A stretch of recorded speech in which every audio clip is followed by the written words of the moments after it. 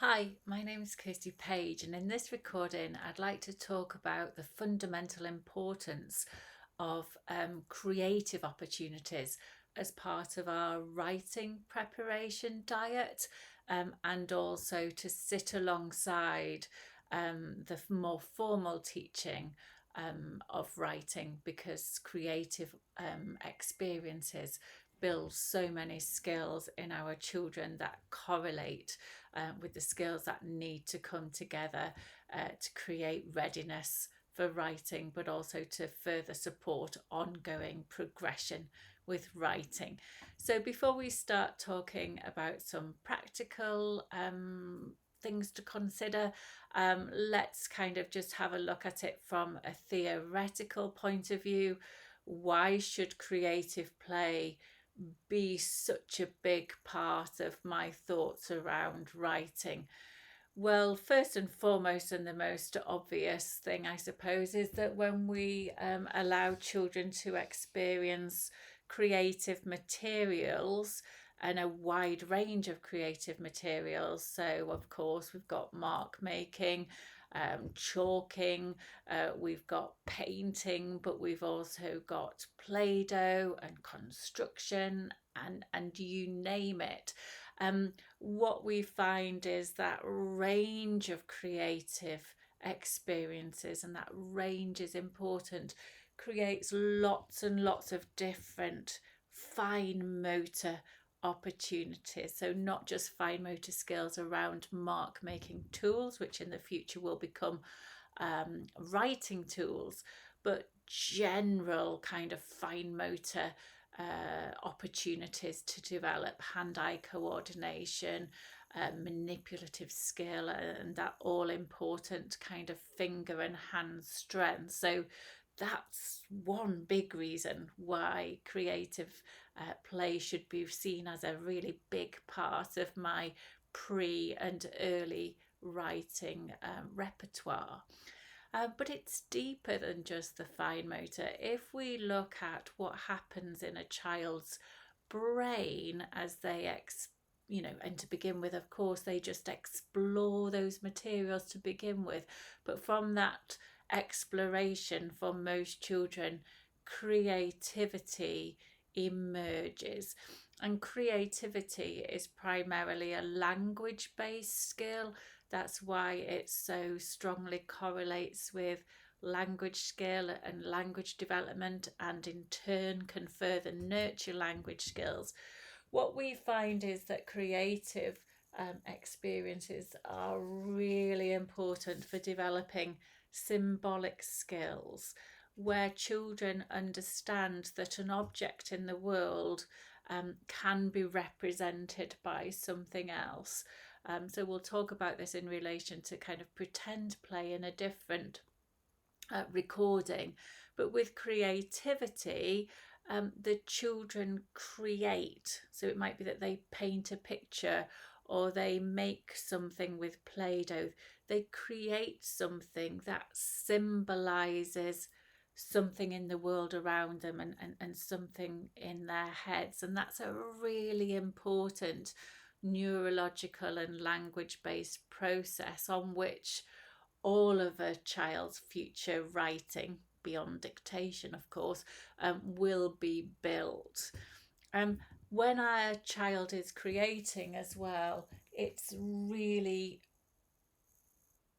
good at exercising these central language processes, particularly this ability to use their vocabulary to generate ideas. And that's the same skill that I use when I talk, and it's the same skill that I will later on go on and use when I write, so that I generate an idea, and when I'm creating, I then manifest that idea in the picture that I'm painting, or the thing that I'm making with my Play-Doh, or whatever it may be. But that this is the central mechanism of an idea is generated, and then it's manifested as a painting or something made out of Play-Doh. And later on, that very same skill of generating ideas and putting them down will be used in writing, so that we can see those early kind of creative language-based skill flows happen really well with some of our children.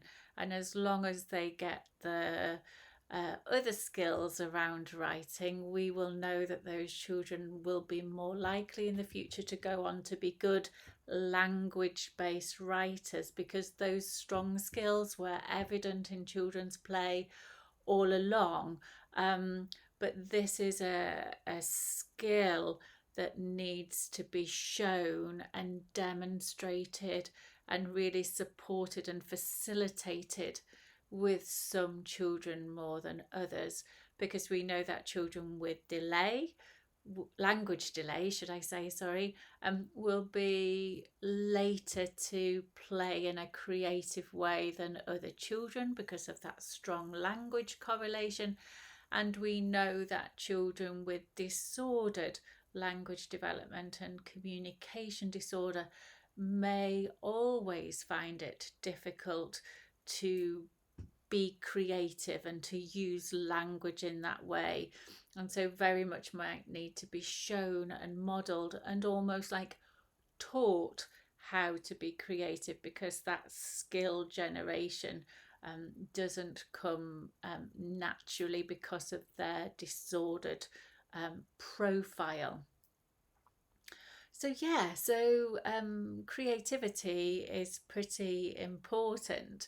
And as well as creating opportunities to further develop children's fine motor skills and to further develop these really crucial central language processes that really, really underpin writing, we also see that when we share those experiences together, they become a really rich way that I can add language. And obviously, how I add language in terms of the amount that I say and the vocabulary that I focus on will depend on who it is that I am talking to.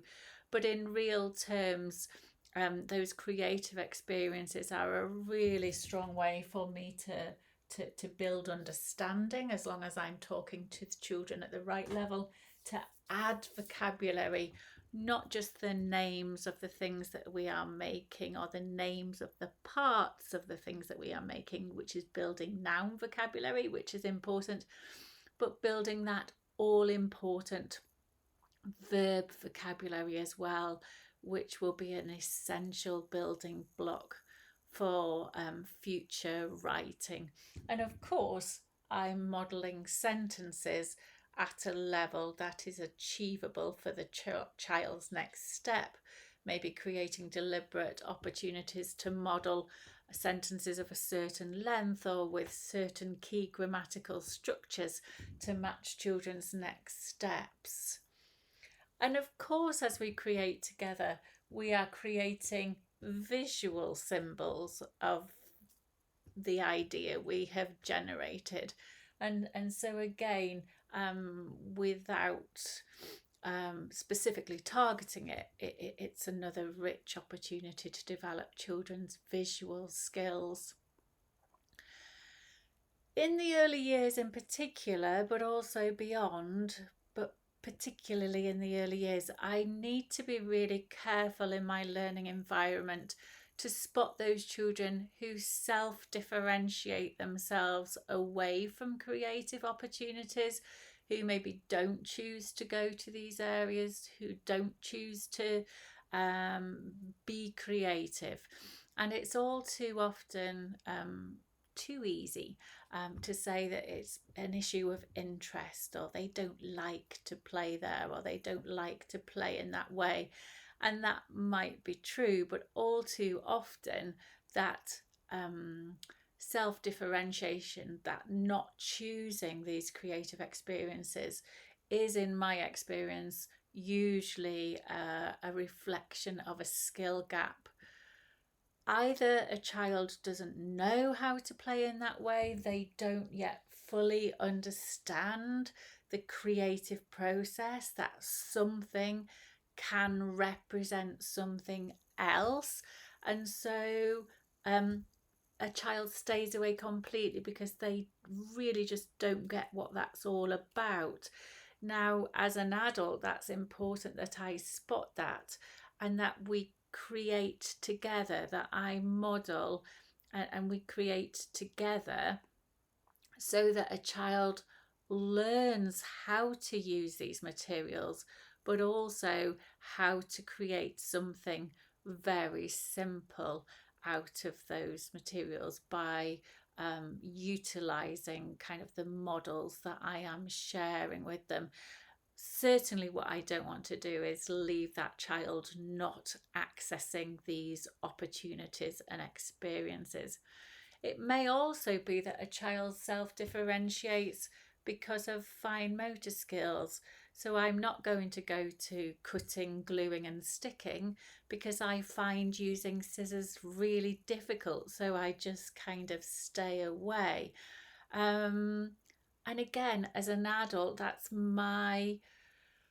I need to spot that and to kind of say, right, well, okay, our first step is for us to work together and me to show you how to snip, how to hold the scissors, how to snip with scissors. It might be that you're a long way off cutting something out independently, but we need to begin somewhere to teach you this skill. And we spend so much time thinking about mark making, and of course that's so important.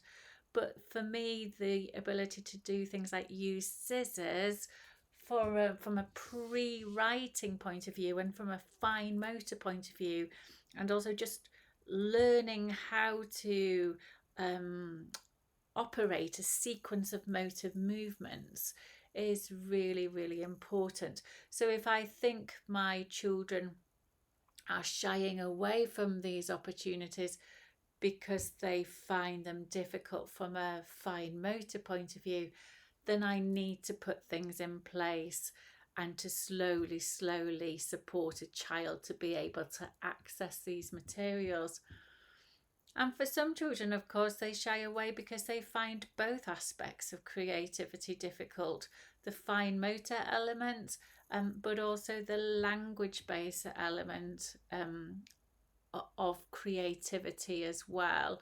And again, I need to be thinking when a child is maybe not accessing these areas at all or in a way that I would be expecting. I need to be thinking for each child, what do I think is the main barrier? And what is the main thing that I need to be building, not just with this resource, but with other creative resources as well. And then the final thing, which we've already touched on, is once kind of we've got that kind of creative ball rolling with children, then we can build that through a range of experiences. I'm actually going to talk about drawing within a separate recording in its own right because of its fundamental pre-writing value. But once we've got that creative ball rolling, again, I think it's about not just building that creativity. It's about going back and during those creative experiences to think about who is it that I'm sharing this experience with and how should I interact? How should I add language? How much should I say in terms of how much language load can the child begin to process, and which are the important vocabulary items that I'm going to add? How repetitive do I need to be as I add and reinforce vocabulary? And again, the earlier the stage of language development, the better it is for me to say less, to add less words, but to say each of those words more often. Repetition is really important. And also asking myself that question, as I add language, are there sentences of a particular length or are there certain grammatical structures that I want to create deliberate opportunities to add and model for a child because of their next step. So we start with the creative opportunity. We start with ensuring as many of our children as possible engage with those opportunities, and we do something about it if not. But then we use those opportunities to further develop skill, further develop fine motor skill, further develop creative skill, but also to use them as an opportunity to meet different children's next steps in relation to language. Okay, so we'll look at different elements of play in relation to writing in other recordings. This recording is obviously linked to newsletter 4, but if you're interested in CPD outside of the newsletters, don't forget to subscribe to the YouTube channel, and then all new content, not just newsletter content, will come into your feed. Thanks for your time.